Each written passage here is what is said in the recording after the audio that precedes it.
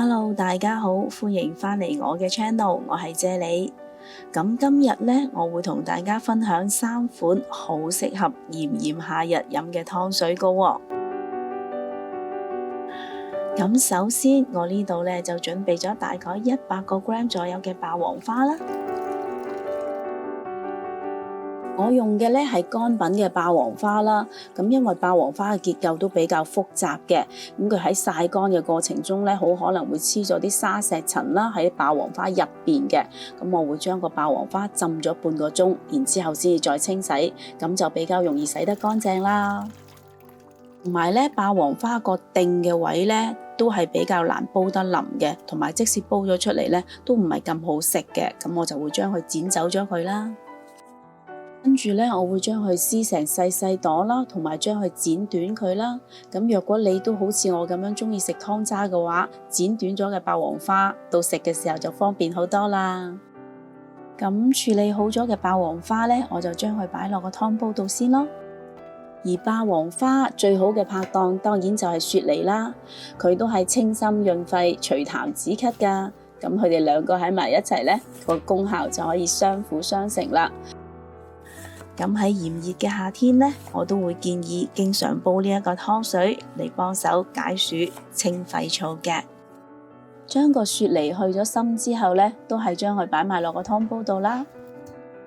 另外呢，我仲準備咗一條切開咗嘅粟米啦。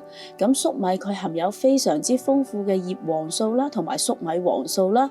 咁佢可以幫我哋嘅眼睛對抗藍光啦。好似我哋呢啲成日對住電子產品嘅，咁建議大家食多啲粟米，保護翻我哋自己嘅眼睛啦。而家將啲粟米擺埋落個湯煲度先。養心安神嘅蓮子啦，咁今日煲湯呢，我會用新鮮嘅蓮子嚟煲湯啦，因為呢，佢有蓮心喺度啦，而蓮心佢就有清心火、降肺火嘅功效啦。咁我呢度呢，會落大概200個 gram 左右啦。補氣補血又安神嘅紅棗啦，我會用到6粒啦。咁紅棗嘅核呢係燥嘅，咁我會用啲去咗核嘅紅棗啦。40個 gram 左右嘅紅豆啦，佢可以促進新陳代謝，維持我哋嘅心臟健康，即係話咧可以幫我哋減低中風嘅機率噶。80個 gram 左右嘅腰果啦，佢唔單止可以令到我哋嘅骨骼健康啦，而且咧可以幫我哋降低膽固醇，維持心血管嘅健康添噶。咁以上介紹嘅材料呢，我通常都會將佢清洗3、4次啦，因為佢哋喺製作嘅過程中呢，好可能會沾上好多嘅沙石層啦，甚至乎係我哋肉眼睇唔到嘅蟲卵啦，所以呢，我會盡量將佢哋洗乾淨，洗3、4次啦。為咗避免食材嘅蛋白質啦、鈣質啦，同埋各種營養元素嘅流失啦，所以以上嘅食材呢，喺煲湯之前，我都唔建議大家去預先浸佢嘅。只要將佢哋徹底清洗乾淨就可以拎嚟煲湯噶啦。因為個湯落咗蓮心，所以我呢度咧會切多幾片薑擺落去，咁樣咧個湯煲出嚟就唔會寒啦。跟住加入3升至3.5升左右嘅水，咁就可以拎去煲噶啦。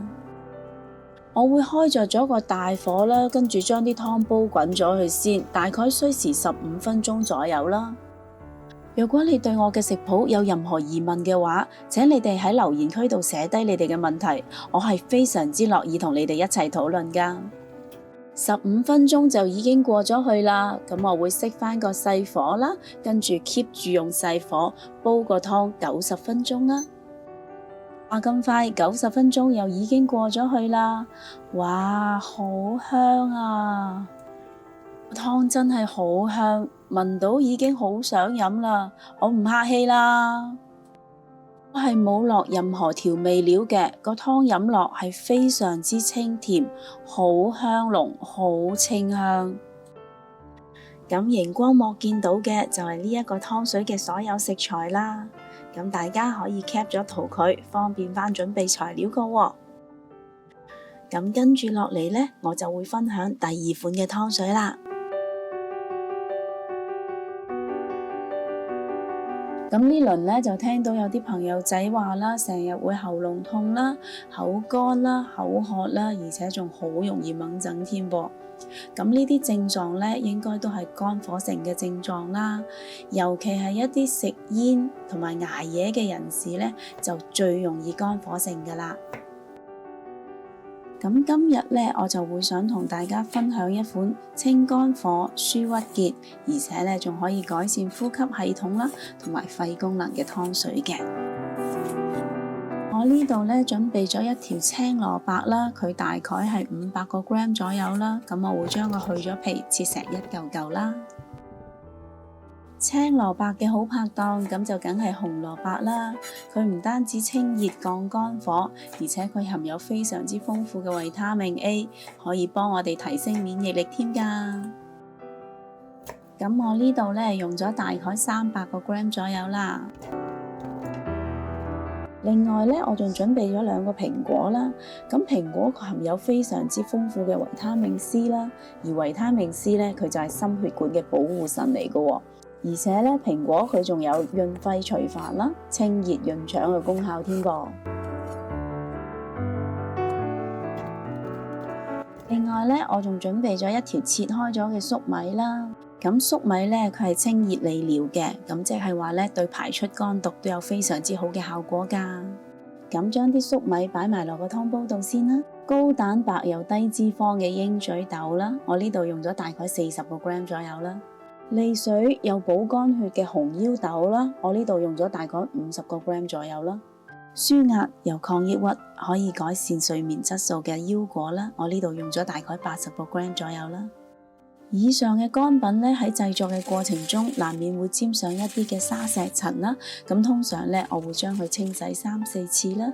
咦，爭啲漏咗養肝安神嘅蜜棗2粒添。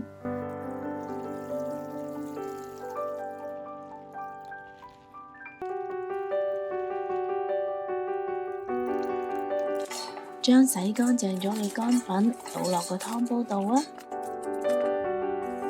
今日咧，我係用明火嚟煲湯啦，所以咧我會落3至3.5 litre嘅清水啦。咁呢個份量咧就已經夠我哋屋企4大1細飲噶啦。我會用大火嚟將個湯煲滾咗佢先嘅，咁大概需時咧15分鐘左右啦。哇，咁快15分鐘就已經過咗去啦！睇下啲湯已經滾到好開心咯喎，仲可以聞到一陣淡淡嘅香味添啊！咦，好似睇到啲顏色都好靚咁喎。咁呢個時候我會收返個細火啦，keep 住用細火嚟將佢煲90分鐘嘅。哇，好香啊！個湯已經煲好咗啦。青紅蘿蔔煲湯真係好香噶，睇下個湯色，少少焦糖色，好靚啊！呢個湯係唔需要落任何嘅調味料，都已經係好鮮甜、好香濃。各位有興趣嘅話，都不妨試下煲啦。咁而家喺熒光幕睇到嘅就係呢一個湯嘅所有食材啦，各位可以 cap 咗圖佢，方便買餸噶喎。咁跟住落嚟，我就要開始分享第3款湯水啦。咁今日我會同大家分享一款可以舒緩甚至係消除女士喺生理期嘅各種痛楚症狀嘅湯水啦。合掌瓜佢含有非常之豐富嘅鋅啦，而鋅咧對生殖系統亦都有非常之好嘅保健作用啦。同時對於緩解甚至係清除女性生理期嘅經痛啦、月經唔順暢嘅症狀，亦都有非常之好嘅功效噶噃。咁我呢度咧就用咗1個嘅合掌瓜啦，大概係400個 gram 左右啦。我會將佢去咗核之後切成一嚿嚿嘅，將合掌瓜同一條切好咗嘅粟米一齊擺落個湯煲度啊。蓮藕佢煮熟咗之後咧，就會由寒性轉咗做溫性，咁佢唔單止可以幫我哋健脾養胃啦、補氣養血啦，而且佢仲有溫經養血嘅功效啦。對於一啲由宮寒引起嘅經痛啦、經期因為子宮收縮而引起嘅痛楚啦，都有非常之好嘅舒緩作用㗎。咁我呢度咧就用咗大概800g 左右嘅蓮藕啦，咁我會將佢去咗皮之後切成一嚿嚿嘅。養胃補腎活血嘅栗子啦，佢可以令到經血順暢地排出體外啦，從而咧令到經期子宮脹痛嘅症狀減輕或者消失嘅。咁我呢度咧就用咗大概100g 左右嘅栗子肉啦。蓮子佢對於經期淋漓不斷啦、經期過長呢啲症狀咧係有非常之好嘅治療作用嘅喎。咁我呢度咧就用咗大概40g 左右啦。80g 嘅腰果啦，佢含有非常之豐富嘅鐵啦，而鐵咧就係我哋身體造血嘅重要元素之一嚟嘅。有足夠嘅鐵質就可以令到身體快速製造翻由於經期而流失嘅血液啦。養肝又安神嘅蜜棗，我會用2粒嘅。另外，我會落多一塊用清水浸咗10分鐘嘅陳皮啦，令到個湯不寒不燥嘅。上述嘅乾品喺製作嘅過程中，難免會沾上一啲嘅沙石塵啦，所以我會將佢哋清洗3-4次嘅。為咗避免各種營養元素嘅流失啦，以上乾品喺煲湯之前都唔建議提前去浸佢嘅，只要清洗乾淨就可以用得㗎啦。今日我會用明火嚟煲湯啦，所以我會加入3至到3.5 litres左右嘅清水落個湯煲度啦。我哋屋企咧就4大1細5個人啦，咁呢一個湯嘅份量咧就已經足夠㗎啦。我會用個大火將個湯嚟煲滾咗佢先嘅，咁需時大概15分鐘左右啦。個湯煲咗15分鐘之後，已經滾到非常之開心啦。而家已經聞到淡淡嘅清香味咯。呢個時候我會將個火收翻細佢 ，keep 住用個細火將佢煲90分鐘嘅。90分鐘話咁快就已經過咗去啦。哇，好香啊！蓮藕同粟米嘅香味交織埋一齊，個香味真係好濃郁。睇下個湯係蜜糖色㗎，好靚啊！呢個湯嘅味道係非常之鮮甜嘅。雖然呢個係一個素湯，但係佢嘅味道同肉湯比嘅話，一啲都唔會遜色㗎。不如你哋今晚都試下煲呢個好味又養生嘅湯水啦。若果你都鍾意我嘅食譜，請你俾 like 同埋留言話我知啦。記得訂閱我嘅 channel， 順便撳埋隔離個鐘仔啊！多謝晒你哋嘅收睇，我哋下一個食譜再見，拜拜。